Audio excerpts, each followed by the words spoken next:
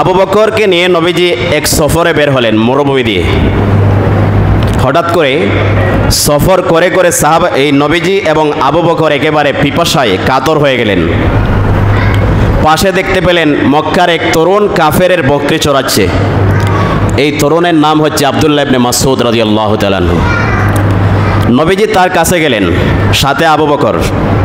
গিয়ে তরুণ আব্দুল্লাহ বিন মাসউদকে বললেন যে ভাই, আমরা ক্ষুধার্ত, পিপাসিত, তুমি দয়া করে তোমার দুধওয়ালা বকরি থেকে এক পেয়ালা দুধ দহন করে আমাদেরকে দাও, যাতে আমাদের জীবন ধারণ করতে পারি। কে বলছেন? মুহাম্মদ সাল্লাম। আব্দুল্লাহ ইবনে তরুণ যদিও কাফের, আব্দুল্লাহ ইবনে মাসউদ যদিও কাফেরের বকরি চড়াচ্ছেন। তিনি জবাব দিলেন, ইন্না হাযা মু'তামানুন, এটি আমানতের বকরি, এটার মালিক আমি না, সুতরাং আমানতের খেয়ানত আমি করতে পারি না। এই কথা শুনে নবীজি তাকে টার্গেট করলেন যে তার ভিতরে তো কে আছে? যদিও কাফের, কে আছে? আমানত আছে, গুণ আছে।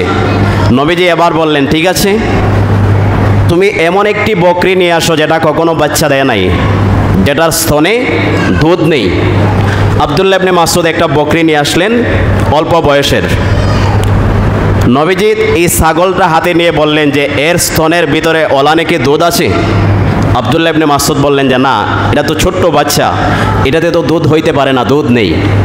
নবীজি বললেন, তাহলে তুমি বলো, আমি যদি এই বকরির স্তন থেকে দুধ বের করে দুধ পান করি, তোমার কোনো আপত্তি আছে? আব্দুল্লাহ ইবনে মাসউদ বললেন যে না, এই বকরির স্তন থেকে যদি আপনি দুধ আবিষ্কার করতে পারেন, পান করেন, আমার তাতে কোনো আপত্তি নাই, এবং আমার মালিকেরও আপত্তি থাকার কথা না। নবীজি বিসমিল্লাহ বলে এই বকরির স্তনে হাত রাখলেন। হাত রাখার সাথে সাথে পুরা স্তন দুধে ভরপুর হয়ে গেল। সুবহানাল্লাহ। নবীজি আবু বকরকে বললেন, তুমি দহন করো। পেয়ালা রেখে আবু বকর দহন করলেন। প্রথমে নবীজি পান করলেন, এরপরে আবু বকর পান করলেন, এরপরে আব্দুল্লাহ ইবনে মাসউদকে দিলেন যে তুমিও পেট ভরে পান করো। ঘটনা শেষ, নবীজি চলে আসছেন।